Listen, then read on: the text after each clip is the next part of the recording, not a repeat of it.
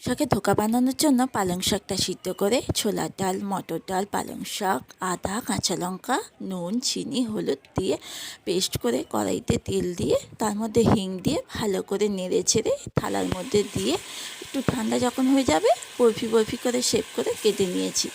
আর তারপর তেলের মধ্যে ছাঁকা তেলে একটু ভেজে নিতে হবে। বেশ লালচে লালচে ব্রাউন কালার হয়ে গেলে ধোকাটা একদম রেডি। আর ধোকা রান্নাটা করার জন্য তেলের মধ্যে গরম মশলা, জিরে, তেজপাতা, শুকনো লঙ্কা ফোড়ন দিয়ে তার মধ্যে আদা, জিরে, ধনে, কাশ্মীরি লঙ্কা, হলুদ, একটু পরিমাণ মতো নুন, চিনি, হলুদ দিয়ে ভালো করে কষিয়ে ভেজে রাখা আলুগুলো দিয়ে ভালো করে কষিয়ে তারপর জল দিয়ে এটাকে একটু ফুটতে দেওয়া হবে। বেশ ফুটতে শুরু করে দিয়েছে, তখন গরম মশলা আর ঘি দিয়ে ভালো করে নাড়াচাড়া করে এবার ভেজে রাখা ধোকাগুলো সব সুন্দর করে সাজিয়ে দিয়ে তারপর গ্যাসটা অফ করে দিলেই পালং শাকের ধোকা রেডি।